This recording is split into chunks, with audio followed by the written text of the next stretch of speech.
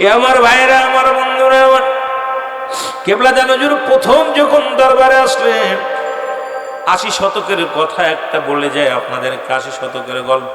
দরবারে আসলেন নতুন মানুষ, আমার বাবারা, আমার ভাইয়েরা, আমার বন্ধুরা, আমার অল ফরিদপুরের মানুষ কেবলাজানকে জাদুকার বলে কত না উপহাস করতেছিলেন। যে কথা বলতেছিলাম, কেবলাজানকে কত মানুষ, কত আলেম কাফের উপাধি দিচ্ছে, কত আলেমরা হুজুর পাকরে জাদুকার বলেছে, আবার কেবলাজানকে মূর্খ বলে গালি দিয়েছে, আবার কেবলাজানের সঙ্গে বায়াস করার স্বপ্ন করলেন।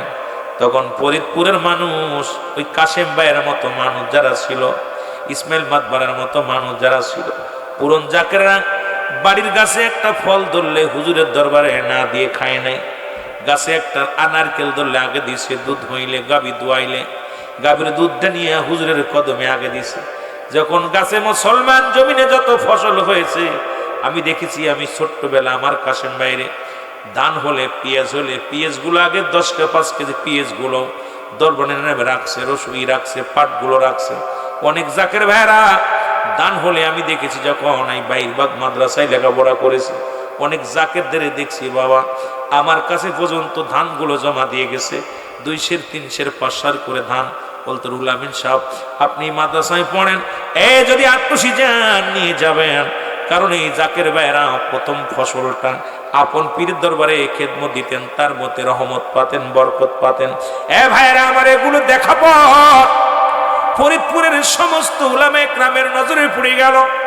তাদের ধারণা আটটুসি আসলো কোথা থেকে এক জাদুকার আসছে, এই জাদুকার মানুষগুলোকে পাগল বানাইতেছে। তার দরবারে ফল ফলাদি, গাছের ফল, গাভীর দুধ, এই ধান চাল সব নিয়ে জমা দেয়। কোন ফতুয়ায় খায় এটা আমাদের জানার দরকার। সবাই মিলে একটা যুক্তি করলেন, আটটুসি হুজুরের এইভাবে ছেড়ে দেওয়া যাবে না। আমাদের বাড়িতে একটা নারকেল আনে না, একটা ডিম আনে না, আটটুসিতে কোথা থেকে আসছে এক হুজুর, তার কাছে নিয়ে যায় দলে দলে মানুষ। এবার পুরো ফরিদপুর বিভাগ থেকে বড় বড় আলেম সব একত্রিত হইয়া মিটিং ডাকলেন। আটটুসি হুজুরের কাছে চিঠি লিখলেন, হুজুর আমরা আপনার কাছে বসতে চাই। হুজুর বলেন আপনারা যেদিন সুযোগ পান সেদিনে আমি সেদিন রাজি। বলেন হুজুর আগামী সপ্তাহে শুক্রবারে আমরা বসবো, শনিবার স্কুল আমাদের খোলা, বৃহস্পতিবার হাফ মাদ্রাসার, শুক্রবারে বন্ধ। এই শুক্রবারে আপনার সঙ্গে আমরা বোঝাপড়া করতে চাই। ৮০ শতকের গল্প শোনেন আমার মুরব্বী জাকের ভাইরা যারা আছেন, ছোট জাকের ভাইরা যারা আছেন। কেবলা জান হুজুর বললেন বাবা আমি রাজি। চিঠিখানা পাওয়ার পর পুরো ফরিদপুর থেকে বড় বড় বিজ্ঞ উলামা ইকরাম গাড়ি ভর্তি করে কিতাব, বড় বড় কিতাব, তখন মুসলমান ঘোড়ার গাড়ি করে কিতাব নিয়ে গেছে, গরুর গাড়িতে করে কিতাব নিয়ে গেছে। কিতাব নিয়ে আটটুসির জমিনে ফরিদপুর সদরপুরে মুসলমান স্কুল মাঠ, ওই মাঠের মধ্যে বিশাল বায়াজ হবে। এই বায়াজের জন্য আটটুসির হুজুরকে দাওয়াত দিলেন। হুজুরও বাবা শুক্রবার হলো, এইদিক ঢাকা থেকে কয়েকজন জাকের ভাই আসছে। আমার ভাইয়েরা জাকের ভাইয়েরা আসার পর হুজুর কি করলেন, তাদেরকে বিদায় দিতে একটু সময় লাগছে। 10টায় বসবে, 11টা পর্যন্ত বায়াজ হবে 1 ঘন্টা। তারা প্রশ্ন করবে, হুজুর শুধু জবাব দিবে। জবাব যদি না দিতে পারে আটটুসি হুজুর এখান থেকে ন্যায় কর দিয়ে এখান থেকে ফরিদপুর জমিন ত্যাগ করবে, আর জীবনে আটটুসি থাকতে পারবে না। আর যদি জবাব দিতে পারে তাহলে আটটুসি হুজুরের সঙ্গে আমরা সহযোগিতা করব। আটটুসির জমিনে যা যা করা লাগে আমরা পীরের সাথে সহযোগিতা করব। 2টা বিষয়ের পরে চুক্তিনামা হলো। জোরে জোরে চিল্লায় বড় আল্লাহু আকবার। 2 টাকা দিয়ে স্টাম্প কিনা হলো, মুসলমান শোনো। স্টাম্পের পর সই দেওয়া হলো। কেবলা জান হুজুর নিজেও সই করলেন, বাবা আমি আপনাদের শর্তে রাজি। ওনারাও রাজি হলেন। বায়াস শুরু হয়ে গেল। কেবলা জান হুজুর আসতে একটু দেরি হলো, সবাই তো অপেক্ষা আছে হুজুর আসবে, হুজুর আসবে। হুজুর এসে দাঁড়ালেন। দাঁড়ানোর পর মুসলমান শুনে নাও, হুজুর যখন আসলেন সবাই বলে হুজুর আপনি দেরি করে ফেলছেন। হুজুর প্রথমেই ক্ষমা চাইলেন তাদের কাছে, যেহেতু আমার বাড়িতে মেহমান আসছে, সেই মেহমানদারি করতে একটু সময় লাগছে, বাবা আমি দুঃখিত, এই জন্যে আপনারা শুরু করেন। সবাই বলেন হুজুর শুরু করতে পারি। ঠিক আছে, যেহেতু উনি দেরি মাপ চেয়েছে, সময় একটু বেশি হয়েছে, কয়েক মিনিট দেরি হয়ে গেছে, হুজুর ক্ষমা চেয়ে নিলেন। এবার হুজুর বললেন বাবা আমাদের আলোচনা যে বিষয়ের কোন আসছেন আপনারা শুরু করেন। এবার শুরু করবে, বলে হুজুর শুরু করতে পারেন। বাবা শুরু করবেন। তবে এখানে যেহেতু বায়াস হবে, তর্ক বিতর্ক হবে, এখানে রায় দেবে কে বাবা? এখানে তো একটা রায় দেওয়ার জন্য মানুষ লাগবে। হুজুর বলার পর বলেন, হুজুর আমরা কারে দিব? আজকে সভাপতি লাগবে, যেমন আজকের মাহফিলের সভাপতি আছে বাবা, একজন সভাপতি নির্ধারিত করা লাগবে গো। বললেন বাবা আমরা কারে দিব সভাপতি? কারণ আমাদের সব, উনি হলো অমুক মাদ্রাসার প্রিন্সিপাল, উনি হলো অমুক মাদ্রাসার হেড মুহাদ্দিস, উনি হলো অমুক মাদ্রাসার ভাইস প্রিন্সিপাল, উনি হলো অমুক মাদ্রাসার বড় প্রিন্সিপাল। হুজুর আমাদের ভিতরে বিজ্ঞ আলেম, আপনি আজকের এই অনুষ্ঠানের একজন সভাপতি নিযুক্ত করেন। আপনি যাকে সভাপতি বানাবেন আমরা তারই মেনে নিব। জোরে বলেন আল্লাহু আকবার। এরে মুর্শিদ নাম যার অন্তরে ভরা, তার ভরা কি যায় রে মারা রে। মুর্শিদ নাম যার অন্তরে ভরা, তার ভরা কি যায়। আমি মুর্শিদের নাম স্মরণ করি, অকুল সাগর ধরলাম পারি রে। আমি মুর্শিদের নাম স্মরণ করি, অকুল সাগর ধরলাম পারি। উসে পার করে নাও আমার ভরা রে। মুর্শিদ পার করে নাও আমার ভরা রে। উঠছি বাজান তোমার ভাঙ্গানায়, মুর্শিদ নাম যার অন্তরে ভরা, তার ভরা কি। আমার বাবার নাম যার অন্তরে ভরা, তার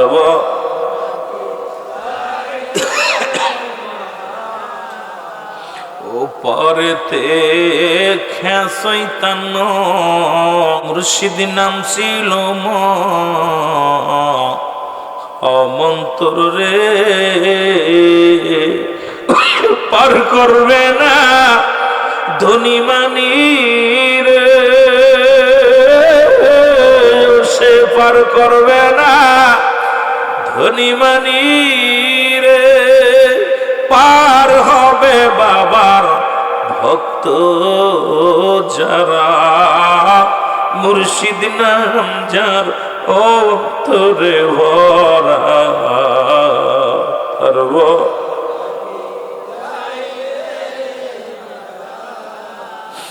আমার বাজানের নাম যার অন্তরে ভরা, তার ভরা কি।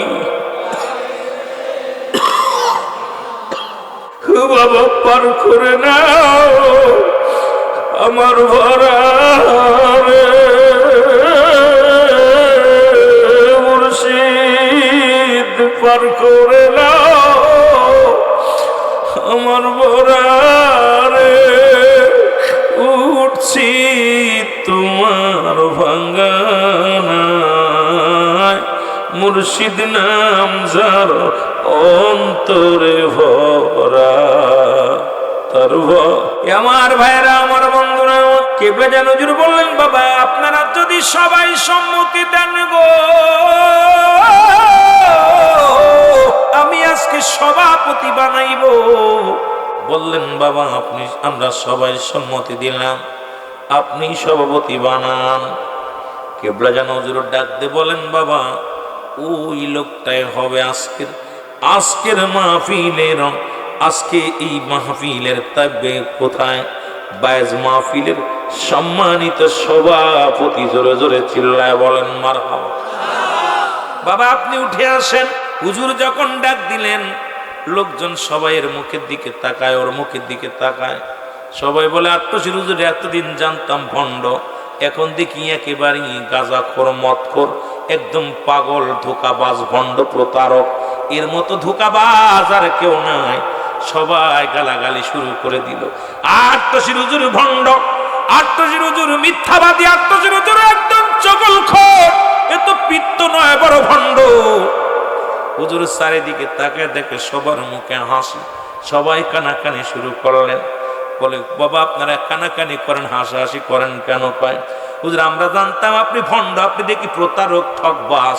কারণ যে লোকটার নাম বলেছেন ওই লোকটা জন্ম নিয়ে আজ পর্যন্ত একদিনও কারোর লগে কথা বলে নাই। উনি আমাদের বাড়ির পাশে বাড়ি, উনি হলো বুবা। আজ 40 বছর বুবা অবস্থায় কোনোদিন কারোর লগে কথা বলে নাই। আপনি তারে বানাইলেন সভাপতি। আসলে আপনার মতো বেয়াদব, আপনার মতো তারসিরা, আপনার মতো লম্পট, আপনার মতো মিথ্যুক কাজ্জাবাজ আর এই সমাজের মধ্যে নাই। হুজুর মুখটা বড় মলিন করে ফেললেন। বলে বাবা কি বলেন? উনি বোবা? কয় হ্যাঁ বোবা, উনার সঙ্গে আমার বাড়ির পাশের মানুষ, আমরা চিনি না, আপনি চেনেন? হুজুর বলেন বাবা রাখেন, আপনারা হাসাহাসি বাদ দেন, উনি বোবা নয়। হুজুর ডাক দিলেন বাবা আপনি ওঠেন। এবার উঠে দাঁড়াইলেন। বলে বাবা আপনার নাম কি? বেলাল। উনি সঙ্গে সঙ্গে ডাক দিয়ে বলে হুজুর ঠিকই বলেছেন, আমার নাম হলো মোহাম্মদ বেলাল। জোরে জোরে চিল্লায় বলা যাবে না মারহাবা।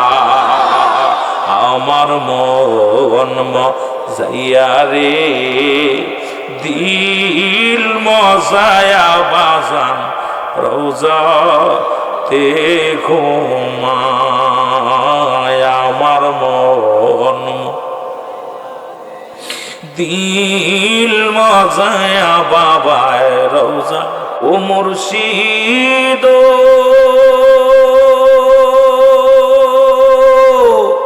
সবার আছে জায়গা জমি, ও মুর্শিদ আমার বেলায় আছো তুমি, তুমি রে। ও মুর্শিদ সবার আছে জায়গা জমি, আমার বেলায় আছো শুধু তুমি রে। শয়ন স্বপনে তোমারে পাইলে, শয়ন তোমারে পাইলে আর কিছু চাই না গোলাম জীবনে। আমার মন দিল মজায়া বান্ধব, রওজাতে ঘুমায়। আমার মন দিল রওজা, ও মুর্শিদ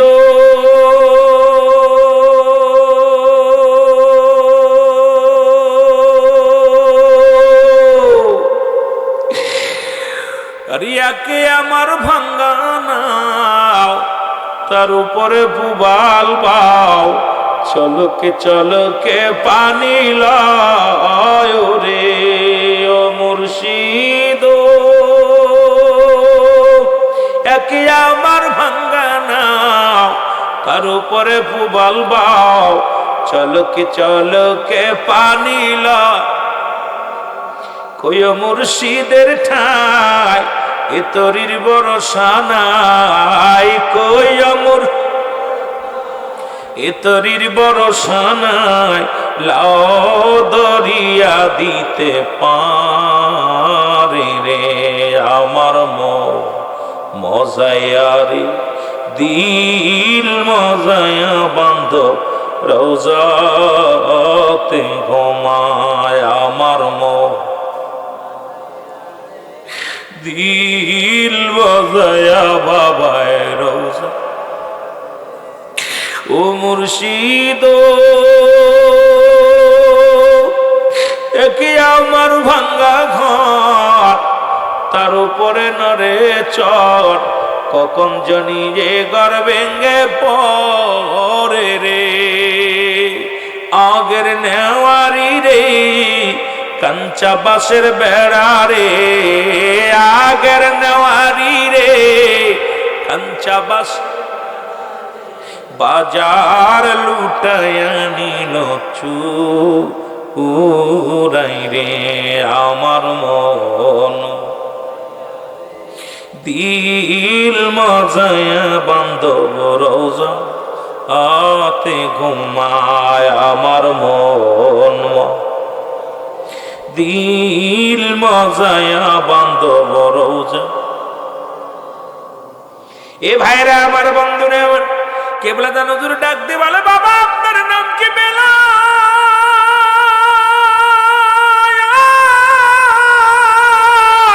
বেলাল ডাক দিয়ে বলেছে, হুজুর আমার নাম মোহাম্মদ বেলাল।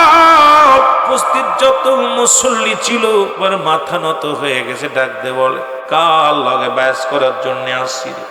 যিনি 40 বছরের বুবার মুখে বুলি ফুটাইতে পারে, ইনি সাধারণ কোনো মানুষ নয়, সাধারণ কোনো পীর নয়। ইনি পৃথিবীর মধ্যে আসমানের নিচে জমিনের উপরে ইনি কামেলে মোকাম্মেল অলি, এর মধ্যে কোনো সন্দেহ নাই। জোরে জোরে চিল্লায় বলা যাবে না সুবহানাল্লাহ। সবাই ডাকতে বলে, হুজুর আমরা বায়াস করতে চাই না, আপনি আমাদের সত্য তরিকা গ্রহণ করায় দেন। কিছু কিছু আলেম পালায়া চলে গেল, তারা নিজেরাও বায়াত গ্রহণ করলেন না। হুজুরকে জাদুকার বললেন, আত্মশির হুজুর জাদুকার, এই জাদুকার বলে পালায়া চলে গেল। অসংখ্য আলেম ওলামা, অসংখ্য আশিকরা কালেমা পড়ে ওদিন তরিকা, সত্য তরিকা গ্রহণ করেছিল। সবাই বললেন, আমরা মানি আত্মশির হুজুর কামেল। ওই যে দেশ ছেড়ে পালায়া যে সমস্ত জাতিরা গেছে, ওই মৌলবীর গোষ্ঠীরা আজও বাংলাদেশের আনাচে কানাচে যেখানে আছে, সেখান থেকে ওয়াজ করতে আসি। আত্মশির বিরুদ্ধে খুসানা দিলে ভালো লাগে না। ওই বংশ, আবু জেহেলের বংশরা যেখানে আছে, সেখান থেকে আত্মশির ওয়াজ করে আত্মশি খুসা মারে। আত্মশি খুসা না মারলে তাদের ওয়াজ যায় না, তাদের পেটের ভাত হজম হয় না। ও মুসলমান শোনো, ওই কিয়ামত পর্যন্ত পালানো গরু এখনো আছে, তারা থাকবে, কিয়ামত পর্যন্ত থাকবে। আর যারা সত্য তরিকা, হুজুর বলছে বাবা, ও বাবা, সত্য তরিকা কপালে লাগে, এটা ভাগ্য গুণে। কামেল পীরের সান্নিধ্য লাভ করা ভাগ্য লাগে, কপাল লাগে। আমরা যারা ভাগ্যবান, আমরা যারা কপালে আমাদের জুটেছে এমন পীর, আমরা বড় ধন্য হয়েছি। ও মুসলমান, এমন একজন পীরের কদম পায়া, জোরে জোরে বলেন ঠিক কিনা? এ ভাইরা আমার, জাকের ভাইরা, আমি আর লম্বা করব না আলোচনা, আপনাদেরকে নিয়ে আলোচনা লম্বা করব না। শেষ কথা একটা বলি, সামনে 18 বৈশাখ। ও মুসলমান, কত আঘাত আমার নবীরে করেছে। নবীর 6 জন ছিল ফুফু, তাদের মধ্যে 2 জন হলো ইমানদার, বাকি 4 জনই নবীরে মানতে পারে নাই। রাসূলুল্লাহ 9 জন ছিল চাচা, 2 জন ঈমান আনছে, বাকি 7 জন মানতে পারে নাই। তদ্রূপ আপনারা ফরিদপুরের মানুষ যতই হন, কাছের মানুষগুলো হুজুরকে বড় কষ্ট দিবে।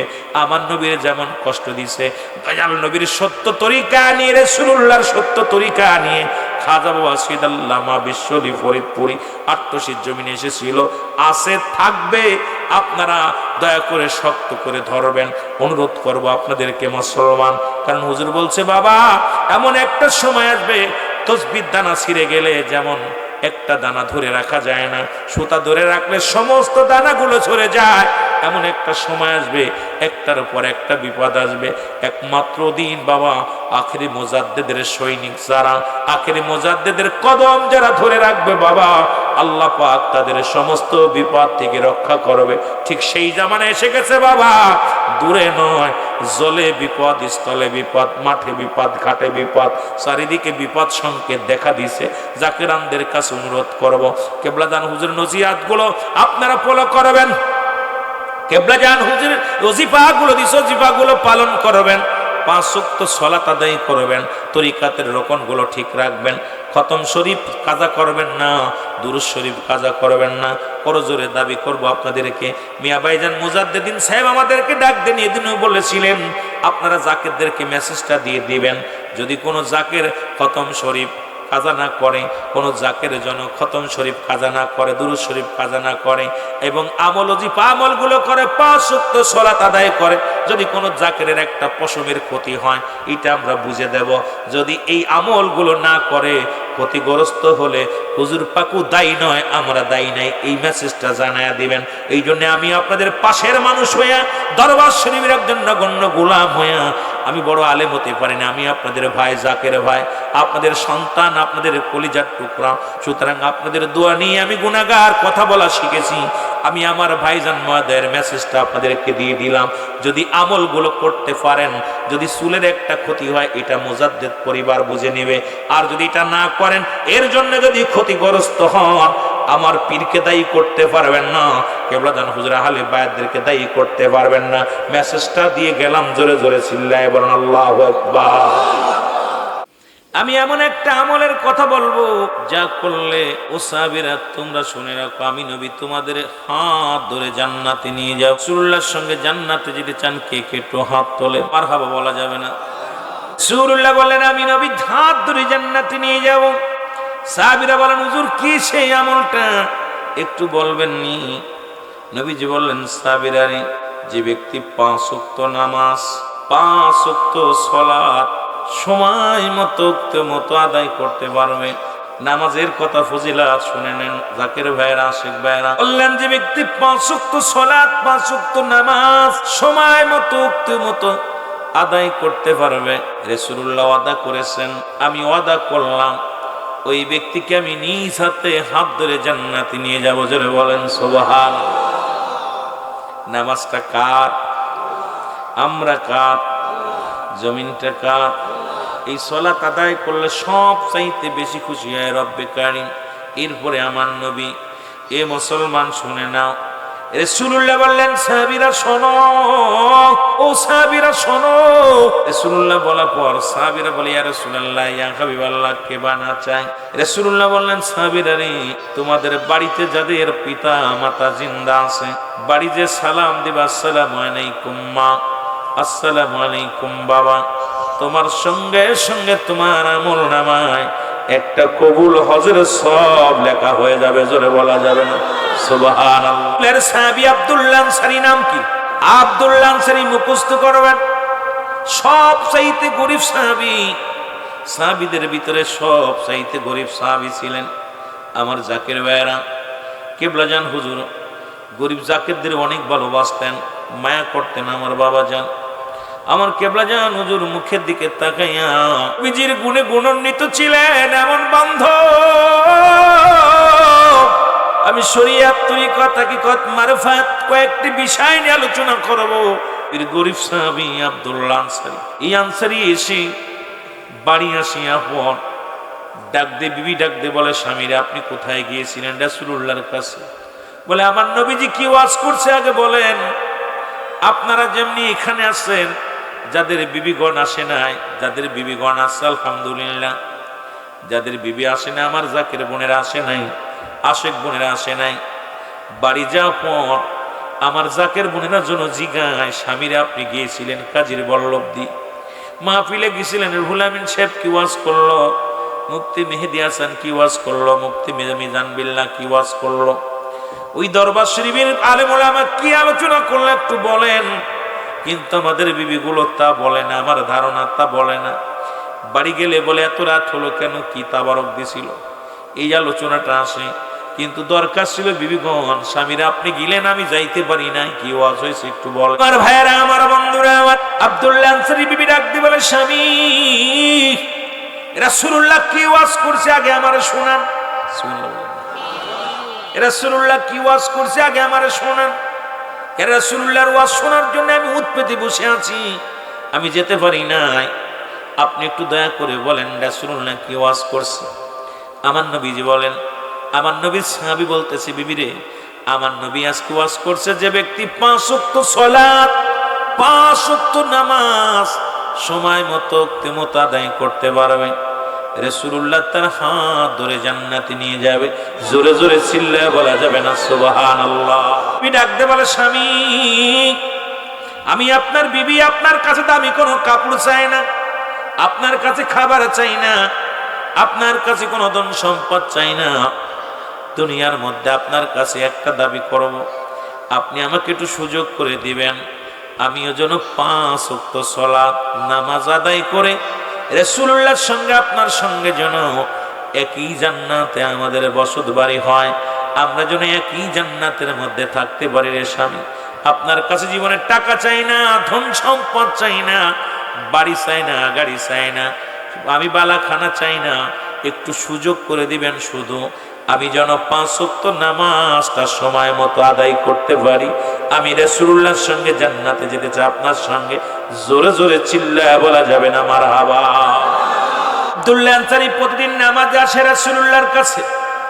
রাসূলুল্লাহ সালাম ফিরে আসসালামু আলাইকুম ওয়া রাহমাতুল্লাহ, আসসালামু আলাইকুম ওয়া রাহমাতুল্লাহ। নবীজি সালাম ফিরে দেখে আব্দুল্লাহ আনসারী নামাজের আগে এসে আগের কাতারে বসে, কিন্তু সালাম ফিরে আর দেখতে পায় না। নবীজি বলেন, আমার সাহাবীরা রে, ও সাহাবীরা, বলতে পারোনি আমার আনসারী প্রতিদিন নামাজে আসে, কিন্তু সময় মতো নামাজে আসে, সালাম ফিরায় আর দেখতে পাই না, কারণটা কি একটু বলো। আনসারী বলে, আনসারী আর দেখতে পাই না, তাকে কেন বলো। সাহাবীরা বলে, ইয়া রাসূলুল্লাহ, ইয়া হাবিবাল্লাহ, নিশ্চিত আনসারী দুনিয়ার কোন প্রেমে পড়ে গেছে, দুনিয়ার কোন ঝামেলার মধ্যে আছে, এই কারণে আপনার সঙ্গে দেখাও হয় না, সালাম ফিরায় চলে যায়। আমার নবী বলেন, না তোমরা গীবাত করো না আমার আনসারীর বিরুদ্ধে, কারণ নবী এর আগেই বলছে আল গীবাতু আশাদ্দু মিনাল জিনা, পৃথিবীর মধ্যে গীবাত করে জিনাকারীর চাইতে কঠিন গুনাহ। জোরে জোরে চিল্লায় বলা যাবে না আল্লাহু আকবার। গীবাত করা যাবে না, পরনিন্দা করা যাবে না। ও যুবক ভাইরা, রাসূলুল্লাহ বলেন আমি নিজেই যাব। রাসূলুল্লাহ নিজে চলে গেলেন, আনসারীর বাড়িতে চলে গেলেন, যে সালাম দার, সালাম আলাইকুম ইয়া আহলাল বাইত। ঘরের মধ্যে কেউ আসেননি, ভিতর থেকে কোন আওয়াজ আসে না। একবার নয়, দুবার নয়, তিনবার সালাম দিলেন রাহমাতাল লিল আলামিন। তিনবারের একবারও জবাব আসলেন না। নবীজি কষ্ট পেয়ে, রাসূলুল্লাহ কষ্ট পেয়ে ফিরে আসলেন।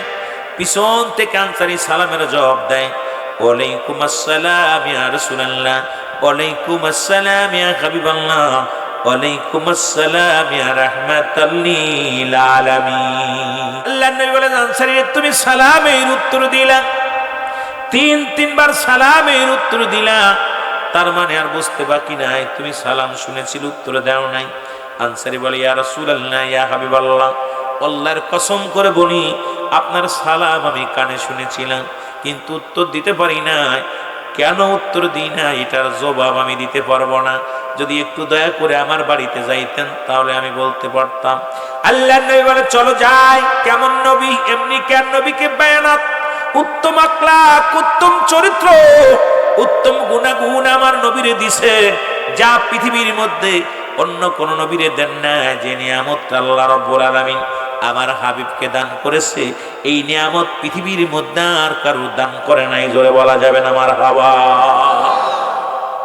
রাহমাতুল লিল আলামিন চলে গেলেন, আনসারী দরজা খুলে দিলেন। খুলে দেওয়ার সঙ্গে সঙ্গে রাসূলুল্লাহ তাকে দেখে ঘরের ভিতরে বিশাল একটা গর্ত খোঁড়া। আল্লাহু আকবার। বিশাল একটা গর্ত খোঁড়া। আমার নবীজি বলেন, আনসারী তোমার ঘরের ভিতরে এত বড় গর্ত খোঁড়া কেন? বলি, ইয়া রাসূলুল্লাহ, ইয়া হাবিবাল্লাহ, আপনি যখন আমাকে সালাম দিয়েছিলেন আমি গর্তের মধ্যে উলঙ্গ অবস্থায় বসেছিলাম, পণ্যের মধ্যে কোনো কাপড় ছিল না, এই কারণে আপনার সালামের জবাব দিতে পারিনি। আমার নবী ডাক দিলেন, আনসারী কি বলতে চাও? বলি, ইয়া রাসূলুল্লাহ, ইয়া হাবিবাল্লাহ, আল্লাহর কসম করে বলি নবী গো,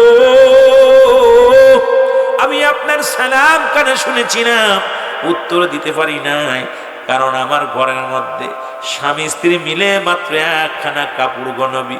যখন আজান পড়ে যায়, মসজিদে আজান পড়ে যায়, সঙ্গে সঙ্গে আমি ইয়া রাসূলুল্লাহ, ইয়া হাবিবাল্লাহ আপনার পিছে নামাজের জন্য চলে যাই।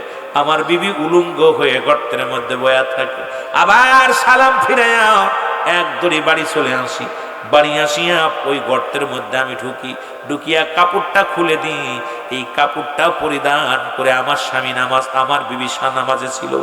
হুজুর, আপনি যখন সালাম দিয়েছিলেন তখন আমার বিবি নামাজের মধ্যে ছিল, আর আমি উলঙ্গ অবস্থায় বসে থাকার কারণে আপনার সালামের জবাব দিতে পারি নাই। ইয়া রাসূলুল্লাহ, ইয়া হাবিবাল্লাহ, এই জন্য বেয়াদবি হয়েছে, সালামের উত্তর দিতে পারি নাই। আমার নবী চোখের পানি ছেড়ে কান্দার বলে, আনসারী রে, আয়া এক কাপড়ে তোমরা স্বামী স্ত্রী দুজন মিলে নামাজ পড়লে সাহাবী, আমি কদা করলাম। কিয়ামতের ময়দানে তোমাদের স্বামী স্ত্রী দুজনকেই আমি নবী হাত ধরে জান্নাতে নিয়ে যাবো। জোরে বলা যাবে না সুবহানাল্লাহ। এর নবীর প্রেমে জীবন গড়ো তোমরা, নবীর প্রেমে জীবন গড়ো, নসিব করো মদিনা। নবীজিকে না দেখাইয়া কব, আরো জোরে বলেন, নবীজিকে না দেখাইয়া আসবে যেদিন দুঃখের দিন, নবী আমায় ভুইল না।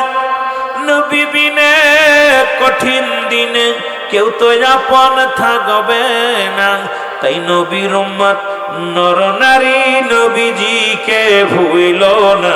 তাই নবীর উম্মত নর নারী নবীজিকে ভুলো না। নবীজিকে না দেখাইয়া, আওয়াজ দিয়ে বলেন, নবীজিকে না দেখাইয়া কবরে ডাক দিও না। বল নবীজিকে না। এরে নবীর প্রেমে জীবন গড়ো, নবীর প্রেমে জীবন শিব কর মদিনা। নবীজিকে না দেখাইয়া। এ ভাইরা আমার, বন্ধুরা আমার, এক কাপড়ে যদি আনসারী স্বামী স্ত্রী দুজন নামাজ আদায় করতে পারে, আমি আপনাদেরকে বলে যাই, ও যুবক ভাইরা, গোপালগঞ্জ জেলার মধ্যে মসজিদপুর থানার মধ্যে কাজীর বল্লভের জমিনের মধ্যে এমন কোন দরিদ্র মানুষ নাই যার এক টুকরা কাপড় আছে। জাকের ভাইরা, আমি আপনাদের কাছে জানতে চাই, তারপরেও যদি নামাজ না আপনারা পড়েন, এক নম্বরে কেবলা জান হুজুর বলে গেছেন, বাবা যারা বেনামাজি তারা আমার জাকের না। সুতরাং এক নম্বরে আমার দরবারে যারা যান নামাজ পড়েন না তারা আটকষি যাবেন না। এক নম্বর, ভালোবাসেন আর না বাসেন কিচ্ছু যায় আসে না আমার। শুনলাম জাকের ভাইরা, শুনে নেন, যেহেতু কেবলা জান হুজুর বলছে বাবা যারা বেনামাজি তারা আমার মুরিদ না, সুতরাং আপনি যে লাভকে যদি মুরিদ হিসেবে গণ্য হতে হয় অবশ্যই সালাত আদায়ের দরকার আছে কিনা। আর নামাজটা তো আমার রব্বে কারিমের, নামাজ যদি আদায় না করেন আল্লাহর সঙ্গে কোনো সম্পর্ক থাকবে না, রাসূলের সঙ্গে সম্পর্ক থাকবে না। এক কাপড়ে যদি স্বামী স্ত্রী দুজন নামাজ আদায় করতে পারে, তাহলে আমি আপনাদেরকে বলে যে আমার জাকের ভাইরা, আশিক ভাইরা, যে তরিকার ভাইরা আছেন না কেন, আজ থেকে নামাজের কোনো মুসলমান নামাজের কোনো বাঁচার মতো কোনো পথ নাই নামাজ ছেড়ে। কারণ সলাৎ সলাৎ সলাৎ, এই নামাজ ছাড়া কোনো পথ নাই, কোনো গতি নাই। একমাত্র সমস্ত খারাপ কাজ থেকে বাঁচায় নামাজে। জোরে বলেন ঠিক কিনা। মুসলমান গভীর মনোযোগ। এই জন্য আমার জাকের ভাইদের কাছে আমার একটা করজোড়ি দাবি। অনেকেই বলে জাকেরা নামাজ পড়ে না, লজ্জা লাগে, তখন সবচেয়ে বড় কষ্ট হয় রে জাকের ভাইরা। জাকের শব্দের অর্থ জিকিরকারী। আপনার এত সুন্দর একটা নাম দেওয়া পরে যদি নামাজ না পড়েন, জামাতে না যান, এ দ্বারা আপনার পীরের দুর্নাম হয়, আপনি তরিকাতের দুর্নাম হয়। এই জন্য আমি অনুরোধ করবো যারা বেনামাজি তারা শুধু শুধু দরবারে যাওয়ার প্রয়োজন নাই, হুজুরের নামে দুর্নাম করার প্রয়োজন নাই। আমি নামাজ আটটুসি হুজুরের নামাজ নয়, সরমনা হুজুরের নামাজ নয়, সারসিনা হুজুরের নামাজ নয়। নামাজ হলো রব্বে কারিমের গোলামি করা। সুতরাং আপনি যদি রব্বে কারিমকে ভালোবাসেন অবশ্যই সলাতের দরকার আছে কিনা। আমার পীর কেবলা জানকে আমি নিজে দেখেছি, শুনে নেন। আমি ছোট্টবেলা যারা পুরন আছেন, দাড়ি পাকা বাজানেরা, আমি গুনাহগার ক্লাস 1 থেকে বিশ্ব জাকের মঞ্জিলে যখন বুদ্ধি হয় নাই, আগে জানতাম না হুজুর আমাদেরকে এত সকালে ফাঁকি দিয়ে চলে যাবে, বুঝতে পারি নাই। এখন দয়ালের কথা মনে পড়লে নিজের ধৈর্য ধরে রাখতে পারি না, বুকটা ফেটে যায়। দয়াল রে, আগে যদি জানতাম ওই চরণের ধুলা বালি মেখে গায়ে জীবনটা কাটায় দিতাম। কেবলা জান হুজুরকে দেখেছি শেষ জীবনে হুজুর নামাজ যখন আজান পড়ে যেত, হুজুর আউমাও করে কাঁদতো। আল্লাহর কসম করে বলি, শোনে না, মিথ্যা নয়, গল্প নয়। হুজুর তাড়াতাড়ি যখন উজু করানো হতো, উজু না থাকলে হুজুর উজু করাইয়া দিত, তাসবির বা উজু করাইয়া দিত। কেবলা জান ইশারা দিত, বাবা তাড়াতাড়ি নিয়ে যাও জামাতে আজান। আমার কেবলা জান হুজুর অসুস্থ অবস্থাও জামাত তরফ করেন নাই, হুইল চেয়ার মোবারক এসে দেখছেন মসজিদের ভিতরে একটা ঘিরা জায়গা, এবং হুজরা শরীফের মধ্যে কেবলা যেন হুজুর জামাতে শরীক হতেন। আর মুসলমান লক্ষ্মীপুরী সাহেব সাদেকুর রহমান সাহেব, মুসলমান সনক শেষ জীবনের লক্ষ্মীপুরী সাহেব নামাজ দাঁড়াইলে হুজুর আসতে দেরি হলে বলতো বাবা তাড়াতাড়ি যান, আমারে নিয়ে যান, কারণ আমার পীর কেবলা যান জামাত তরফ করেন নাই। নামাজ তো দূরের কথা, নামাজটা পর্যন্ত জামাতটা তরফ করেন নাই। তার মুরিদানরা যদি নামাজের ঘর খেলাফ করেন তাহলে আমার পীরের দুর্নাম হবে। জোরে জোরে বলেন ঠিক কিনা? মুর্শিদ তোমার দরবারে, আরে বান্ধব তোমার দরবারে চাকরিরা আমারে, বলেন চাকরিনীরা মারে। আমি রোজকের মাইনা রোজকের চাই না, রোজকের মাইনা দিও তুমি একবারে, চাকরিরা আমারে। মুর্শিদ তোমার দরবারে বান্ধব তোমার চাকরিরা মারে, আরে চাকরিরা আমার ভাইরা আমার যে কথাগুলো বলি দয়াল নবীর গুণে গুণান্বিত ছিল মুর্শিদ কিবলা জান। তার মুরিদান যদি সেই আদর্শ আদর্শিত না হয়, সে আদর্শের মধ্যে যদি না থাকে, কেমন করে দয়াল নবীর উম্মাত বলে দাবি করে? কেমন করে দয়াল নবীর উম্মাত বলে দাবি করবে? আমি করজোরে দাবি করে যাব বাবার আমার, এখনো সময় আছে। পীরের খাসলাতে খাসলাত ধরতে হবে। জোরে জোরে চিল্লায় বলেন ঠিক কিনা? আমার ভাইয়ের আনসারি, এই আনসারি দুটি সন্তান ছিল, কলিজা দুটি সন্তান। সামনে আসতেছে আমাদের এই মুসলমান পহিলা মে 18 বৈশাখ। কথাগুলো খেয়াল রাখবেন, অতি গুরুত্বপূর্ণ মাস, মুর্শিদ হারানো মাস, এই প্রেমের মাস। আমি শরিয়াত তরিকত হাকিকত দিয়ে আলোচনা করবো, আগেই বলেছি, খেয়াল করো। মুসলমান আব্দুল্লাহ আনসারী নামাজে চলে গেলেন। যে কান্ত সালাম ফিরে মসজিদের মধ্যে বয়ে আছে, মনটা বড় মলিন দিলেন। ডাক দিয়ে বলেন আমার সাহাবীরা রে, আমি দেখলাম আমার আনসারী মসজিদে এক কন্যারে দাঁড়ায় আছে, বসে আছে রে, মনটা বড় ভারী। খবর নেয় আনসারী কি হয়েছে? খবর নেয়, সালাম দা, আসসালামু আলাইকুম আনসারী, হুজুর আপনাকে তলব করেছে, আপনাকে হুজুর ডাকছে। দয়াল নবী রাসূল পাক সাল্লাল্লাহু আলাইহি সাল্লাম বসে আছে, কামরার মধ্যে আনসারী প্রবেশ করলেন। নবীজি বললেন, আনসারী দেখলাম তোমার মনটা বড় ভারী, মনটা বড় মলিন, কারণটা কি? বলি ইয়া রাসূলুল্লাহ, ইয়া হাবিবাল্লাহ, কোমলিম, আমি তো নামাজ শেষ করলাম। বলে না রে আনসারী না, প্রতিদিন তো তুমি নামাজে আসো, তোমার মনটা কেন পড়লো থাকে? আজকে তোমার মনটা বড় ভারী, মন বলতেছে তোমার মনে কি হয়েছে তুমি একটু বলো। আনসারী বলে ইয়া রাসূলুল্লাহ, ইয়া হাবিবাল্লাহ, নবী গো, ও মায়ার নবী, কি আর হবে নবী গো, মনের ভিতরে একটু কষ্ট আছে। নবীজি বললেন কি কষ্ট বলো? বলে হুজুর আমি তো গরিব মানুষ, আপনি জানেন, পান্তা আনতে শেষ, কারণ ভাত আনতে লবণ শেষ, লবণ আনতে পান্তা শেষ, সব শেষ।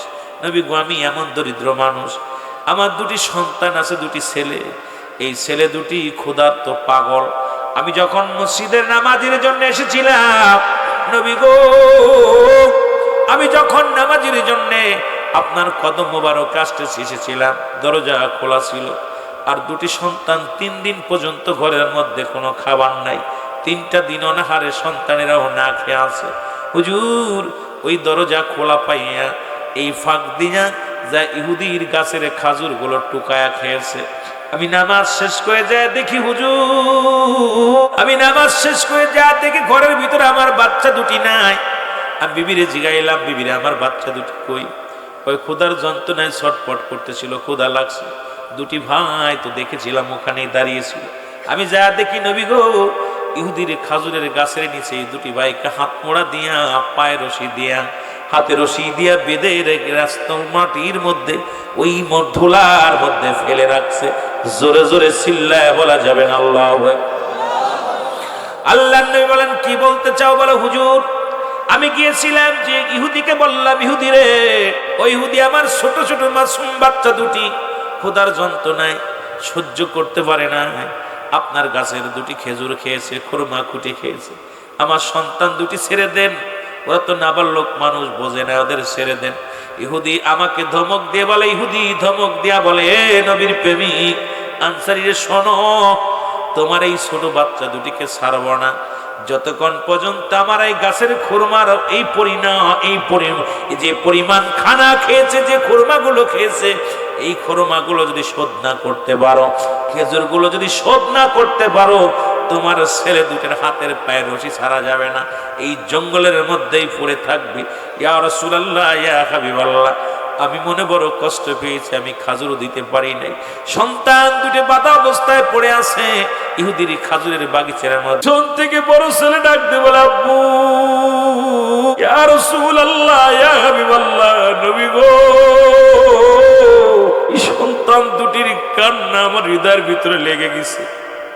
আমি তো আপনার চাই তোরে বেশি ভালোবাসি না, কারণ স্ত্রী পুত্র পরিবার সারা সন্তান মেয়ে সন্তানের চাইতে আপনারে বেশি ভালোবাসি। তবে নবী গো, আমি আসার সময় যখন আসতেছিলাম, ফেরত আসতেছিলাম, দুটি সন্তানের করুণ কান্না পিছন থেকে ডাক দে বলে, আব্বু, আমরা খোদার যন্ত্রণা সহ্য করতে পারি নাই, এই কারণে ইহুদির গাছের খুরমা খেয়েছি। বাবা গো, আমাদেরকে রেখে যেও না, বাবা গো, আমাদেরকে লয়ে যাও। আমি আনতে পারি নাই, কারণ খেজুরগুলো দিতেও পারি নাই, আমি আনতে পারি নাই। সন্তান দুটি খাজুরের বাগিচার মধ্যে পড়ে আছে, জোরে জোরে চিল্লায় বলা যাবে না আল্লাহু আকবার। এ আমার ভাইরা, আমার বন্ধুরা, আমার আহমেদুল আলামিন ডাক দিয়ে বলে, আনসারী, ও আনসারী, তুমি আগে বলো নাই কেন? ইয়া রাসূলুল্লাহ, বলি নাই, নামাজ শেষ করলাম, সকাল থেকে তোমার সন্তান দুটি বাঁধা, এখন বিকাল হয়ে গেল। আনসারী রে, তুমি এখন পর্যন্ত তুমি আমারে বললা না, মনটা বড় মলিন। বলি, ইয়া রাসূলুল্লাহ, আমি আমার স্ত্রী পুত্র সন্তানাদি চাইতে আপনাকে বেশি ভালোবাসি, আপনার ছাড়া আমি ভালো লাগে না, আপনাকে ছাড়া কিচ্ছু বুঝি না। তবে সন্ধ্যা লাগো লাগো ভাব, এই জন্যে তো সন্তানের কথা একটু মনে পড়েছে। কি অবস্থা আছে, ওই বাগিচার মধ্যে পড়ে আছে। ইয়া রাসূলুল্লাহ, ইয়া হাবিবাল্লাহ, আমার নবী কানসারী আয় কাছে বয়। নবীজি কাছে বসলে নবী ডাক দিলেন, আমার সাহাবীরা রে, কোথায় রে আবু বকর? হযরত আবু বকর ছুটে আসলেন। আবু বকর বলে, ইয়া রাসূলুল্লাহ, ইয়া হাবিবাল্লাহ, বান্দা হাজির আপনার সামনে। আমার নবী ডাক দিয়ে, আবু বকর রে, কোথায় রে আমার আবার সাহাবীরা, কোথায় রে? চলে আসলেন হযরত ওমরে ফারুক রাদিয়াল্লাহু তাআলা আনহু চলে আসলেন। নবীজি বলেন, কোথায় রে আমার সাহাবীরা? সাহাবীরা সব এক এক করে হযরত উসমান গনি রাদিয়াল্লাহু তাআলা আনহু চলে আসলেন। উসমান গনি যখন আসলেন, আমার নবী ডাক দিয়ে বলেন, উসমান গনি রে, আমি তো তোমারই খুঁজতেছিলাম, কারণ আমার সাহাবীরা ডান দিক থেকে বাম দিক থেকে সব সাহাবী হাজির হয়ে গেছে, আমি তো তোমার তালাশেই ছিলাম। উসমান গনি বলেন, বান্দা হাজির আপনার সামনে। ইয়া রাসূলুল্লাহ, ইয়া হাবিবাল্লাহ, গোলাম আপনার সামনে হাজির হয়ে গেছে। ডাক দিয়ে বলে, উসমান গনি রে, শোনো শোনো। উসমান গনি বলে, হুজুর, আপনি কেন কাঁদেন? আপনার চোখে কেন পানি? উসমান গনি বলে, নবী গো, আপনি তো অন্যদিনও সাহাবীদের ডাকেন, কিন্তু এরকম মনোভাব দেখি না। আপনি চোখের পানিগুলো টাস টাস করে জমিনের মধ্যে পড়েন। রাসূলুল্লাহ বলেন, উসমান গনি রে, শোনো, আমি তোমার ডাকছি কিসের জন্য? শোনো। উসমান গনি বলে, ইয়া রাসূলুল্লাহ, আপনি বলেন কিসের জন্য আমাকে ডাকছেন? উসমান গনি রে, ওই যে ইহুদির বাড়িতে যে খাজুর গাছটা, ওই খাজুর গাছটা আমার চাই রে উসমান গনি, আমি যে কোনো মূল্যে ওই খাজুর গাছটা আমার চাই। উসমান গনি বলে, ইয়া রাসূলুল্লাহ, ইয়া হাবিবাল্লাহ, ওই গাছটা আমি আপনার জন্য এনে দিব। জোরে জোরে চিল্লায় বলা যাবে না মারহাবা। নবী প্রেম সুধা পান রসবে মনবে, দনা যত না জুরে। নবী প্রেম সুধা পান রসবে মনবে, দনা যত না জুরে। আমার ভাইরা, আমার বন্ধুরা, যে কথাগুলো আমি বলি দিলের কান্ডা লাগা, শোনো গো। উসমান গনি রাদিয়াল্লাহু তাআলা আনহু বলে, হুজুর, আপনার কথা আমি রাখবো হুজুর, রওনা হয়ে গেলেন, ওসমান গনি রওনা হয়ে গেলেন। এ মুসলমান শুনে না, আমার নবীজি ডাক দিল ওসমান গনি রে, আমার আব্দুল্লাহ আনসারীর চোখে পানি পড়ে রে, আমি সইতে পারি না। দুটি বাচ্চা তার ওই খাজুর গাছের নিচেই পড়ে আছে, যাও যাও তাকে খাজুরের বিনিময় দিয়া, অর্থ দিয়া সন্তান দুটিকে উদ্ধার করো, আর ওই গাছটাও তুমি ওই আনসারীর জন্য বরাদ্দ করো। জোরে জোরে চিল্লায় বলা যাবে না মারহাবা। এ আমার ভাইয়েরা, ওসমান গনি রওনা হয়ে গেলেন। ইহুদির বাড়িতে সালাম দেয়া গেছে, ইহুদির বাড়িতে চলে গেলেন। যে ডাক দিল, ইহুদি রে, ও ইহুদি শোনো। ইহুদি বললেন, আজকে যেমন মুসলমান শোনো, ইসরায়েলের ইহুদিরা ফিলিস্তিনের মুসলমানদের উপরে যেমন আঘাত আনে, ইহুদিরা এত বড় চরম শত্রু। কারণ রাসূলুল্লাহর লাশ মুবারক চুরি করার ষড়যন্ত্র করেছিল ইহুদিরা। রাসূলের লাশ মুবারক পর্যন্ত রওজা থেকে সরানোর ষড়যন্ত্র করেছিল। আজকে ইসরায়েলের জমিন, ইসরায়েল তারা চায় কি, তারা ফিলিস্তিনকে ধুলির সাথে মিশিয়ে দিতে চায়। ফিলিস্তিনটা এমন মুসলমানদের দিলে বড় মায়া। মুসলমানেরা জায়গা জমি দিয়েছিল, ফিলিস্তিনেরা তাদের ইসরায়েলকে থাকার জায়গা দিয়েছিল। আজকে ইসরায়েলেরা সেই মুসলমানদেরকে ধূলিসাৎ করে জায়গা জমিগুলো দখল করে নিয়ে হাজার হাজার রক্ত, আমার মা বোনদের রক্ত, ছোট মাসুম বাচ্চাদের রক্ত ঝরায়। এ রব্বে কারীম, ওই ফিলিস্তিনের জমিনকে তুমি রক্ষা করো, ইহুদির হাত থেকে গোটা মুসলমান জাতিকে তুমি রক্ষা করো। জোরে বলেন আমিন। আমার ভাইরা, আমার বন্ধুরা, আমার ওসমান গনি যা বলেন, ইহুদিরে তোমার এই খাজুর গাছটা আমার চাই। ইহুদি বলে, আমার খাজুর গাছ আমি বিক্রি করব না। বলে, আমি এই খাজুর গাছটা আমার প্রয়োজন। বলে, না আমি এটা বিক্রি করব না, এটা আমার গাছটা আমার লাগবে। ওসমান গনি কয়, ইহুদিরে তোমার এই খাজুর গাছটার বিনিময় তুমি কি চাও? বলে, তুমি কি দিবা? বলে, তুমি যা চাইবা তাই দিবা। ইহুদি মনে মনে চিন্তা করে, এই একটা গাছের বিনিময় যদি অনেকগুলো গাছ চাই, কতই না লাভ হবে। এসে দেখা যাক, সে দেখি দেয় কিনা। ডাক দে বলে, ওসমান গনি রে, তুমি যেহেতু দিতে চেয়েছো, তাহলে আমি শ্রাবণী কয় চাও? বলে, তোমার ওই পাশের যে নতুন বাগিচার 100 খাজুর গাছ, 100 খাজুর গাছে খাজুর ধরা শুরু করেছে, ওই 100 খাজুর গাছ যদি তুমি একটা গাছের বিনিময় আমারে দাও, তাহলে তোমার আমি ওই একটা খাজুর গাছ দিতে পারি। ওসমান গনি বলে, নিয়ে আসো, তাড়াতাড়ি দলিল নিয়ে আসো, তাড়াতাড়ি স্ট্যাম্প নিয়ে আসো। আমি লিখিয়ে দিলাম 100 খাজুর গাছ বিনিময় আমি একটা খাজুর গাছ করাই করলাম। জোরে বলেন মারহাবা। আর একটু জোরে জোরে চিল্লায় বলেন মারহাবা। আর ওসমান গনি যখন গাছগুলো দিয়ে দিলেন, 100 খাজুর গাছ, ধরন্ত খাজুর গাছের বাগিচাটা ইহুদিরে দিয়ে দিলেন। বিনিময় কয়টা খাজুর গাছ? জোরে বলেন, কয়টা খাজুর গাছ? আমার বাবারা আমার, একটা খাজুর গাছ নিলেন।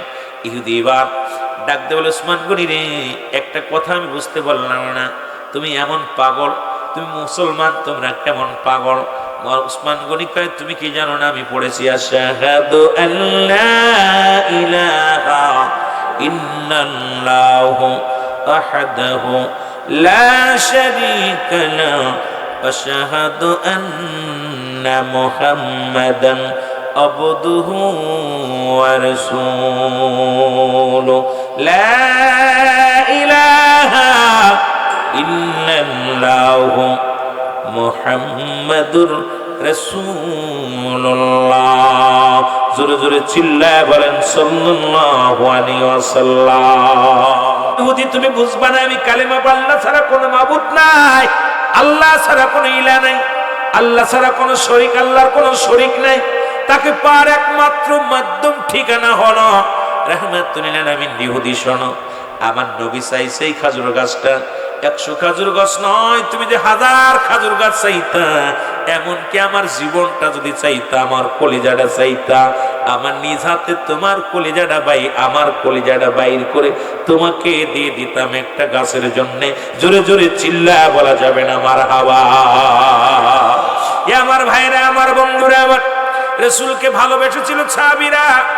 এমন কি বাচ্চার্য জানো আমার জাকের ভাইরা, একটু লক্ষ্য করবেন, কেবলা জান হুজুরকে যারা ভালোবাসেন, এখনো যারা ভালোবেসে যান, যারা আপন মুর্শিদকে ভালোবাসেন, আমার বিশ্বাস ওই রকম যে কোনো মুহূর্তে যে কোনো ডাক আসলে মুসলমান জাকের ভাইয়েরা জীবনকে বাজি রেখে কাজ করতে প্রস্তুত আছি কিনা? জোরে বলেন আছে কিনা? এ আমার ভাইয়েরা, বন্ধুরা আমার, আমরা তো রসুলকে দেখি নাই, নবীর নায়েব খাজা ফরিদপুরীকে দেখেছি, যিনি ছিলেন দয়াল নবী রাসূল পাক সাল্লাল্লাহু আলাইহি ওয়াসাল্লামের নায়েব, মুসলমান, যিনি আল্লাহকে পাওয়ার জন্য সারা জীবন সাধনা করলেন, যিনি দয়াল নবীর প্রেম শিক্ষা দিলেন এই জগতের মধ্যে। হুজুর বলতেন, বাবা, দয়াল নবীর ভালোবাসা যার অন্তরে যতটুক, তার ঈমান বলতে ততটুক। দয়াল নবীর প্রেম ভালোবাসা যার অন্তরে নাই, তার ঈমান বলতে কিছু নাই, সরাসর বেঈমান। সেই নবীকে ভালোবাসতে চাই আমরা। আমার দয়াল নবীর ভালোবাসা নিয়ে আমরা কিবলা জান হুজুরের কদমে মুবারকে আঁকড়ে ধরে থাকতে চাই কি চাই না?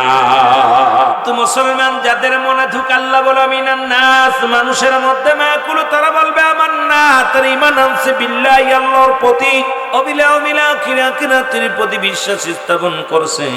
ওমা হুম বিমুমিনিন, আল্লাহ বলে মুমিন যারা, মুত্তাকিন বলে দাবি করবে এক শ্রেণী মানুষের জমিনের নাস, মানুষের মধ্যে মায়াকুল, তারা বলবে আমার না, তার ঈমান আনছে বিল্লাহি, আল্লাহর প্রতি। এ মুসলমান শোনো, ওই আব্দুল্লাহ ইবনে উবাইয়ের চরিত্র যাদের ভিতরে, কোশ্চিন কালো তারা নবী মানবে না, তারা আল্লাহর আওলাদ ওলিদের মানবে না, ওলিদেরও মানবে না, কারণ তারা ইসলামের বিধান কিছু মানবে, কিছু মানবে না। কারণ এই মানুষের মধ্যে ধোঁকাবাজ, মানুষের মধ্যে বেঈমান, মানুষের মধ্যে মুনাফিকে ভরপুর আছে। আল্লাহ জানে কমিনান নাস, নাস শব্দের অর্থই হলো মানুষ। আল্লাহ যে বলতো মুসলমান শুনে নাও, শুনে নাও আমার ভাইয়েরা, আমার বন্ধুরা আমার, আল্লাহ কিন্তু মানুষদের মধ্যে বলছে ধোঁকাবাজ, বেঈমান আছে। তদ্রুপ বিশ্ব জাকের মঞ্জিলে কিবলা জান হুজুর বলে গেছেন, বা মালি জাফিক জাকের, জাকেরদের মধ্যে ভাগ করেছে বাবা।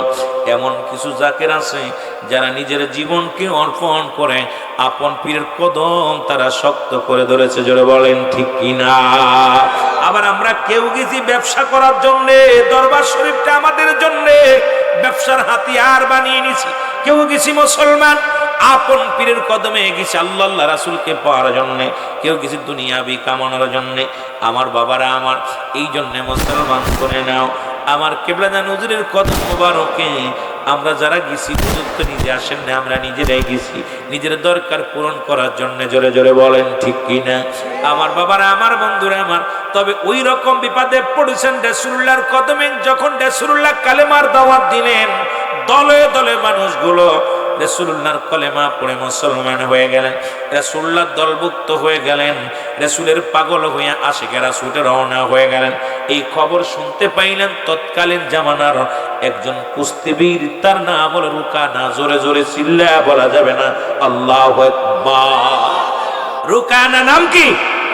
রুকানা নামে একজন কুস্তিবীর। উনি শুনতে পাইল মক্কা মদিনা নগরে এমন একজন মানুষ আসছে, যার চেহারা দেখলে মানুষ পাগল হয়ে যায়, পরশ পাথরের মতো।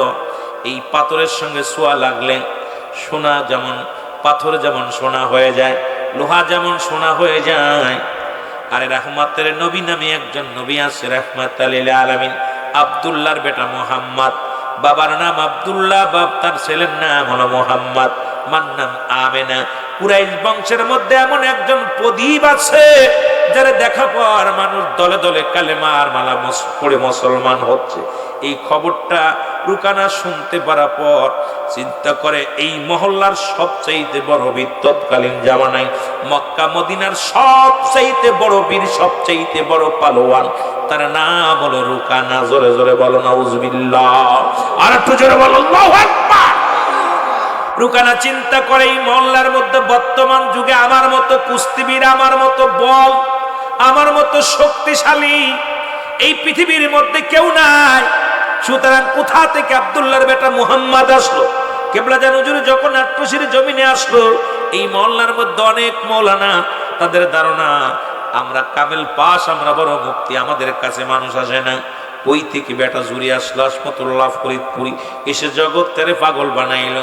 আগে কথা বোঝানোর জন্য আমি আলোচনার মধ্যে একটু ডুব দিছি, শুনে নেন বাবা। তখনকার জামানায় আলেম ওলামা ফরিদপুরের মানুষ মানতে পারে না আট্টশির হুজুরে, আপনাদের এই নগর সদরপুরের মানুষ, বাঙ্গার মানুষ, মকসেদপুরের মানুষ কেউ মানতে পারে নাই।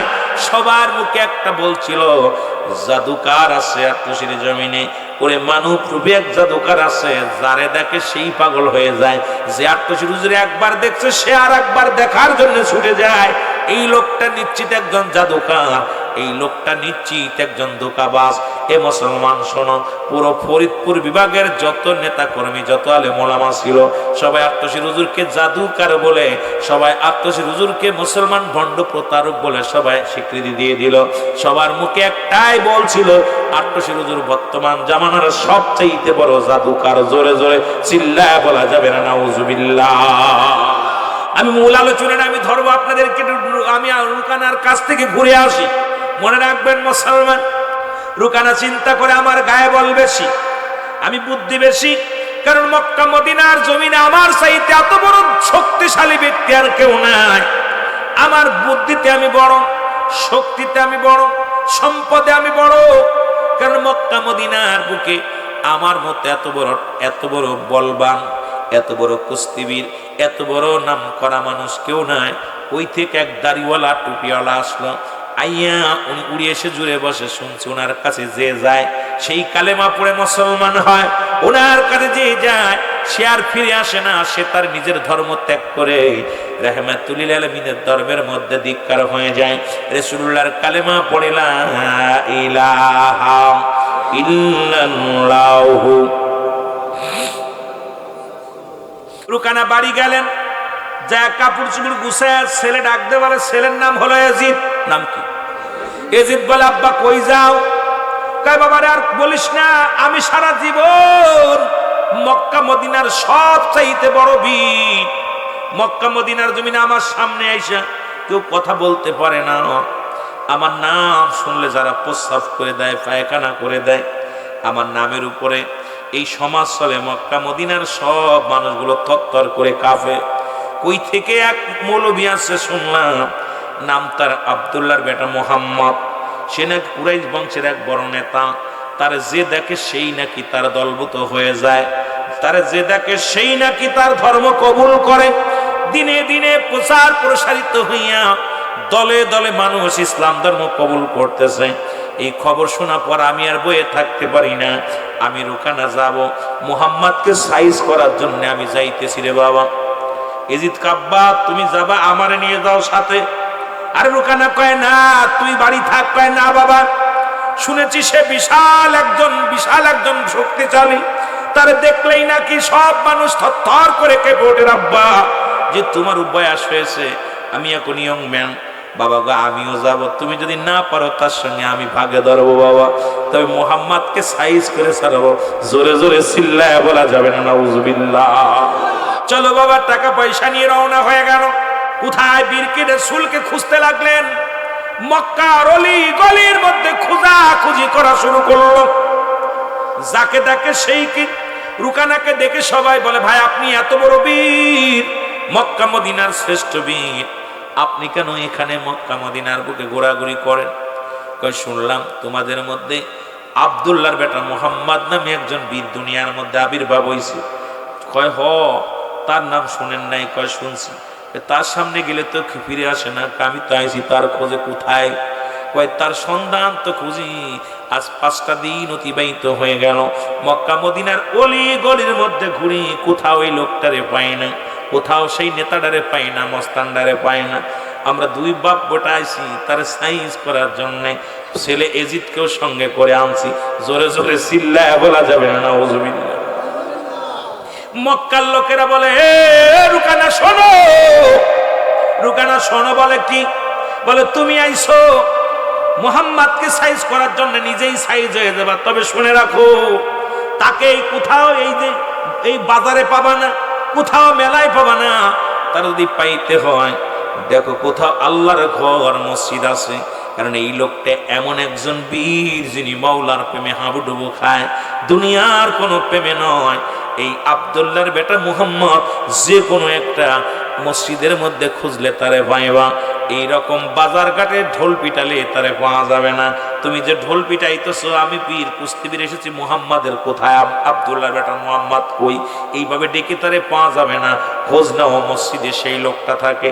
আরে রুকানা কয় কি কও, এত বড় বীর সে আবার মসজিদে পালাবে? কয় মসজিদ পালায় না, সে তার গোলামি, আল্লাহর গোলাম, সে তার মনিবের সঙ্গে আল্লাহর সঙ্গে গল্প করে, আল্লাহর সঙ্গে কথা কয়, এই জন্য সে মসজিদে ইবাদতগত অবস্থায় থাকে। জোরে বলেন মারহাবা। আর একটু জোরে বলা যাবে না আল্লাহু আকবার। এবার রুকানা খুঁজতে খুঁজতে যায়, দেখে রাসূল পাক সাল্লাল্লাহু আলাইহি ওয়াসাল্লাম মসজিদের মধ্যে সিজদায় পড়ে কান্দে, সিজদায় পড়ে কান্দে রব্বে কারিমের দরবারে। লোকজনের জিজ্ঞাসায় বাইরে মুহাম্মদ রে পাওয়া যাবে কই? এক লোক বলে ভাই মুহাম্মদকে খোঁজেন, ওই যে দেখেন সিজদায় পড়ে আছে। যা দেখে সিজদায় পড়ে আছে, এবার ডাক দে মুহাম্মদ। রাগান্বিত হয়ে বলে মুহাম্মদ। আমার নবীজি মাথা তুললেন, মাথা তুলে দেখে রুকানা সেই কুস্তিবীর বিশাল দানব, পিছন দিকে তাকায় দেখে দানবটা দাঁড়ায় আছে। নবীজি বলে রুকানা রে তুমি কিসের জন্য আসছো?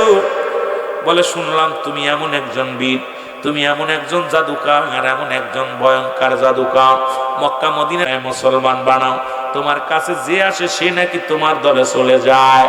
আমি আইছি, আমার সঙ্গে এখন কুস্তি ধরা লাগবো, আমি তোমার দেখাশোনা, তোমার সঙ্গে কুস্তি লড়তে চাই, তোমার সঙ্গে একটু বল খাটাইতে চাই। আল্লাহ নবী ডাক দেবার রুকানা রে, রব্বে কারিম আমারে কুস্তি ধরার জন্য দুনিয়ার মধ্যে পাঠাই নাই। রুকানা শোনো, রব্বে কারিম আমারে পৃথিবীর মধ্যে কুস্তি ধরার জন্য পাঠান নাই। রুকানা রে তুমি সময় আছে এখনো পড়ো, আশহাদু আল্লা ইলাহা ইল্লাল্লাহু ওয়াহদাহু লা শারীকা লাহু ওয়া আশহাদু আন্না মুহাম্মাদান আবদুহু ওয়া রাসূলুহু। রুকানা রে আসমান জমিনের ভিতরে খোদাকে ভয় করো, আমার রব্বে কারিমের ভয় করো। আল্লাহর নবী কয় রব্বে কারিমের ভয় করো। রুকানা সে আবার কোন হালুয়া? আল্লাহ আবার কি? আমি আল্লাহর পয়গম্বর মুহাম্মদ, আমারে তুমি মানো? কয় মানতে পারি, আমার সঙ্গে কুস্তি ধরা লাগবে। কুস্তি ধরে যদি তুমি পারো তাহলে আমি কথা দিলাম আমি রুকানা তোমার দলভুক্ত হয়ে যাব, তোমার খোদাকে মেনে নিব, তোমারও মেনে নিব। আর যদি কুস্তি ধরে আমার সঙ্গে না পারো তাহলে তুমিও কথা দাও আমার দেব দেবীর পূজা শুরু করবা, আমারে খোদা বলে মেনে নেবা। যদি রাজি হও আমি রুকানা তোমার প্রস্তাবে রাজি। আল্লাহর নবী উপর দিকে তাকাইলেন, রব্বে কারিমের দিকে তাকাইয়া আল্লাহর নবী ডাক দিয়ে বলে রব্বে কারিম, ও রব্বে কারিম আপনি আমার মালিক, আপনি আমার রব, আপনি আমার সব। মক্কা মদিনার শ্রেষ্ঠ বীর আমার সামনে খাড়া হয়ে আছে। আল্লাহ আমাকে তো আপনি কুস্তি ধরার জন্য পাঠান নাই, আমাকে তো আপনি বল পরীক্ষা করার জন্য পাঠান নাই। এখন রুকানা তো আমার সঙ্গে কুস্তি ধরতে চায়, আমি রাজি হব কি হব না? রব্বে কারিম ডাক দে বলে হাবিব আর দেরি করেন না, রুকানার সঙ্গে কুস্তি ধরতে রাজি হয়ে যান। জোরে জোরে চিল্লা বলা যাবে না মারহাবা। আল্লাহ নবী বলে আমি রাজি। রুকানা কয় আমিও রাজি। লোকজন নবী সাহাবীরা দাঁড়ায় আছে, লোকজন দাঁড়ায় আছে। কি আশ্চর্য খেলা! রাসূলুল্লাহ দাঁড়ায় আছে, রাসূলুল্লাহ দাঁড়ায় আছে এক পাশে। রুকানা তো ধরবে রাসূলকে, ধরে একটা আছার মারবে, বড় চিন্তা। রুকানার গায়ে অনেক বল, কারণ মক্কা মদিনার জমিনে ওর চাইতে বড় কুস্তিবীর, ওর চাইতে আর দানব কেউ ছিল না। রাসূলুল্লাহ তার কাছে একদম বাচ্চা। নবীজি এক পাশে দাঁড়ায় আছে, রুকানা দাঁড়ায় আছে, এইভাবে ধরবে। আর আমার নবী তো অপেক্ষা আছে রব্বে কারিমের অপেক্ষায়। রব্বে কারিম কি করে? এমন সময় নেফরি একজন নেফরি একজন জাস্ট আছে। নেফরি যখন বাঁশি দিছে, রাসূলুল্লাহ দুটি হাত ধরে, এক হাত দিয়ে ধরছে মাজা, আর এক হাত দিয়ে ধরছে গাড়, ধরে উঁচু করে একটা আছার মারছে জমিনের মধ্যে। জোরে বলা যাবে না সুবহানাল্লাহ। রুকানারে মারছে এক আছার, রুকানা ভিতরে কইরা কুয়া শুরু করছে, এক আছারে ছটপট করে মাজা গেল, জীবন গেল, শেষ হইলাম। নবীজি কয় ধরবনি? কয় না না ধরিস না, আর মরছি।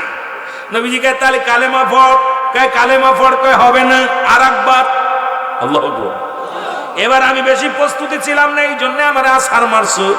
দ্বিতীয়বার দেখা যাক। নবী কয় ওঠ। আবার উঠলেন, উঠিয়ে দাঁড়ায় আছে রুকানা। ভয় ভিতরে একটা ভয় ঢুকছে, কারণ আবার যদি আছাড় দেয় একটা। এবার রাসূলুল্লাহ আবার জোরে দুই হাত দিয়ে আবার যখন মুসলমান মাথার উপর নিয়ে আর একটা আছাড় মারছে, এবার আছাড় মারা পর রাসূলুল্লাহ কয় কালেমা পড়।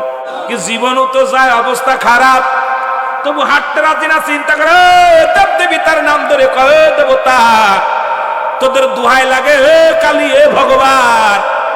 এই যে কি এই লোকের কাছে যায় আমার যার গায়ের আমার এক বাউর বড় নাই, আর সেই লোকটা আমার এমন আছাড় মারলো, এখন তো অবস্থা ভালো না, এখন তো কি করো, আর একবার একটা সুযোগ দাও আমার। নবী কয় কালেমা পড়, দেরি করিস না।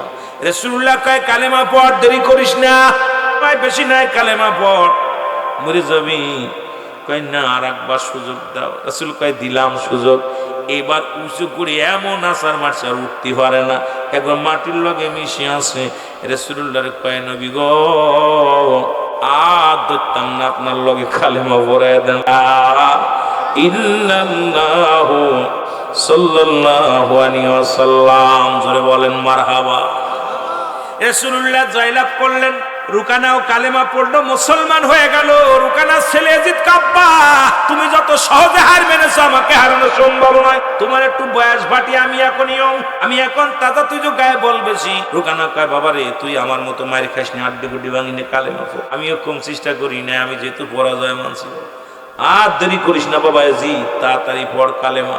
ইয়াজিদ কাব্বা তুমি কি পাগল হইছো, আমি সহজে ছেড়ে দিব, আমি নয়া মস্তান। আল্লাহর নবী কয় ইয়াজিদ রে, তোর বাবার মতো পরিণত হবে, তাড়াতাড়ি কালেমা পড়। রুকানা কয় ইয়াজিদ বাবা, শুধু শুধু মায়ের খাস না, কালেমা পড়। ইয়াজিদ কাব্বা হবে না, আমি ওনারা সহজে ছাড়বো না, আব্দুল্লাহর বেটা মুহাম্মাদের লগে আমার কুস্তি ধরতে হইব। এবার আল্লাহর নবী কয় আয় তাড়াতাড়ি আয়, দেরি করিস না। এবার ইয়াজিদ আসছে, আল্লাহর নবী উচ্চ করে ধরে এত জোরে একটা আছাড় মারছে, এক আছাড়ে ইয়াজিদের হাত পাও বাস। ইয়াজিদ কয় আর দ্বিতীয়টার দরকার নাই, স্যান্ডার কাটছি, লা ইলাহা সাল্লাল্লাহু আলাইহি ওয়াসাল্লাম, জোরে বলেন মারহাবা। এ মুসলমান আরবের বড় বীর, এইটা দেখে এক ইহুদির বাচ্চা দেখে দুই ইয়াজিদ এবং ইয়াজিদের সন্তান ইয়াজিদ এবং রুকানা দুজনই কালেমা পড়ে মুসলমান হয়ে গেছে। এই দৃশ্য দেখে দূর থেকে এক ইহুদি দেখে হারে কাম সারছে, আব্দুল্লাহর বেটা মুহাম্মদ তো জাদুকার, তো সবচেয়ে বড় জাদুকর, এ তো কাউকে ছাড়বে না, দাঁড়াও এক খেলা দেখাবো আজকে। ডাক দিছে মুহাম্মদ, আমি আপনার কাছে কালেমা পড়ে মুসলমান হতে চাই, তাড়াতাড়ি হও, আমার একটা শর্ত আছে। কয় কি শর্ত? তোদের দুই বাপ বিটার তো সাইজ করছো, মাজা টাজা ভাঙছো, আড্ডি গুড্ডি ভাঙছো, এখন আমার তো ভাঙবা, ওই রকম ব্যাঙ্গে সুরে মুসলমান হতে চাই না, আমার একটা বুদ্ধি, আমি একটা কথা বলতে চাই। কয় কি কথা? ওই যে একটা গাছ দেখা যায়, ওই যে গাছ দেখছো নি? কয় হ। ওই গাছটা কাটবা না, উঠাবা না, গাছটারে ডাক দিবা, গাছটা যদি তোমার পর্যন্ত আসতে পারে, যদি একা একা হেঁটে আসতে পারে, আমি ইহুদি কথা দিলাম কালেমা পড়ে মুসলমান হয়ে যাব। আল্লাহর নবী কয় ইহুদি রে, এই ইহুদি দাঁড়াও, ওই গাছটা আমি বলা লাগবে না, তুমি যে গাছের বলো, আল্লাহর নবী তোর স্মরণ করছে, রাসূলুল্লাহ ডাকছে, তাড়াতাড়ি যা। জোরে জোরে চিল্লায় বলেন মারহাবা। আর একটু জোরে বলেন। ইহুদি কয় কি কয়, আমার কথা শুনবনি? কয় আরে যা, তুই যা। ইহুদি শ্রদ্ধা কোন বলছে বলা পথ। ইহুদি গাছের কাছে যা বলছে, গাছ ও গাছ, গাছ রে, আল্লাহর নবী রাহমাতুল লিল আলামিন তোমাকে বলছে এখান থেকে ওই পর্যন্ত যেতে হবে। সঙ্গে সঙ্গে গাছটা ডান দিকে একটা মোচড়, বাম দিকে একটা মোচড়, সামনে একটা মোচড়, পিছনে একটা মোচড় দিয়ে গুটি গুটি পায়ে আগানো শুরু করছে। ইহুদি দেখে ঘটনাটা কিরে, গাছ দিয়ে হাঁটা শুরু করছে, যেখানে যেতে বলেছিল ঠিক সেই জায়গা চলে গেছে গাছটা। এবার ইহুদি বললেন, এ মুহাম্মদ, গাছটা তো ঠিকই আইছে, এবার দেখবো তুমি কত বড় শক্তিবান, কত বড় তুমি জাদুকার। গাছটার আবার এখান থেকে ওখানে যাইতে বলো, দিয়ে যেতে পারে কিনা।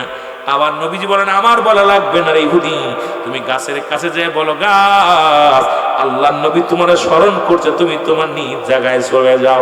জোরে জোরে চিল্লায় বলা যাবে না সুবহান। আর একটু জোরে বলেন। এবার গাছের কাছে ইহুদি যেয়ে বলো, ও গাছ, ও গাছ, রাসূলুল্লাহ তোরে স্মরণ করছে, তোমার জায়গায় চলে যাও, এখানে তোমার জায়গা নেই, জায়গায় চলে যাও। গাছটা আবার ডান দিক বাম দিকে একটা মোচড় দিয়া, সামনে পিছন দিকে একটা মোচড় দিয়া গুটি গুটি পায়ে জাগায় চলে গেছে। ইহুদিকে ওরে বাবা রে বাবা, তোর কানারে মারিছে, হাড্ডি গুটি ভাঙছে। এই যে শুধু বলবান নয়, শক্তিশালী নেই, যে আচ্ছা জাদুকারে জাদুকার, আজু দৌড় কালু দৌড়, জোরে বলো নাউজুবিল্লাহ। আর একটু জোরে বলো আল্লাহু আকবার। ঠিক এইরকম মুসলমান আবু জেহেল হাতের মধ্যে পাথর নিয়ে এসে বলে, মুহাম্মদ। ওই আবু জেহেল মার্কা লোক যারা জীবনেও তারা নবী চিনবে না, ওরা রাসূলুল্লাহর বিরোধিতা করবে, রাসূলের দুশমনী করবে। আর একদিকে কয়, মুহাম্মদ আমার হাতের মধ্যে যা আছে তুমি যদি বলে দিতে পারো তাহলে আমি কালেমা পড়ে মুসলমান হব। আমার নবী কয়, চাচা আবু জেহেল রে, তোমার হাতের মধ্যে যে জিনিসটা আছে ওইটা যদি নিজের খুলে নিজেই বলতে পারে তাহলে কালেমা পড়তে পারবানি? কয় হ। এবার আমার নবীজি হাতের মধ্যে ইশারা দিয়ে কয়, হাতের মধ্যে যে বস্তু আছে তুমি কালেমা পড়ো। হাতের মধ্যে পাথর ছিল, কালেমা পড়ে লা ইলাহা ইল্লাল্লাহু সাল্লাল্লাহু আলাইহি ওয়াসাল্লাম।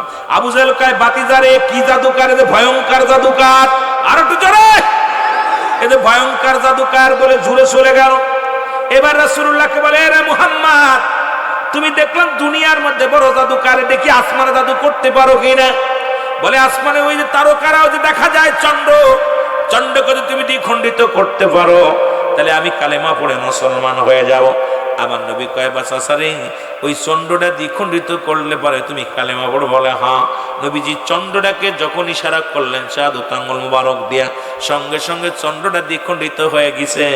আমার মুসলমান আবু জেহেল ডাক দিয়ে কয়, বাতিজা মুহাম্মদ, আমি মনে করেছিলাম তুমি শুধু দুনিয়ার জাদুকার না, তুমি আসমানের জাদুকার। এই কপাল যাদের খারাপ, তারা জীবনেও কোনোদিন রাসূল মানতে পারে নাই। ঠিক আমার পীর কেবলা একই অবস্থা। শুনে নাও কথাগুলো বলার জন্য। ওরে পীর রাজি যার উপরে, আমার আল্লাহ রাজি। আরো জোরে বলেন, পীর রাজি যার উপরে, আমার পীরে যারে দয়া করে, মোর দাদেল তার জিন্দা হয়। বলেন, পীরে যারে মোর দাদেল তার জিন্দা হয়। আরে ও কুল দরিয়ার মাঝে ডোবানো কা বেশে যায়। বলেন, কুল দরিয়ার মাঝে কামেল মোকামেলি আমার বাজান মাওলানা। বলেন, কামেল মোকামেল আমার বাবা মাওলানা। আর দুনয়নে দেখলে তারে, দূর হইত যন্ত্রণা। বলেন, দুনয়নে দেখলে তারে,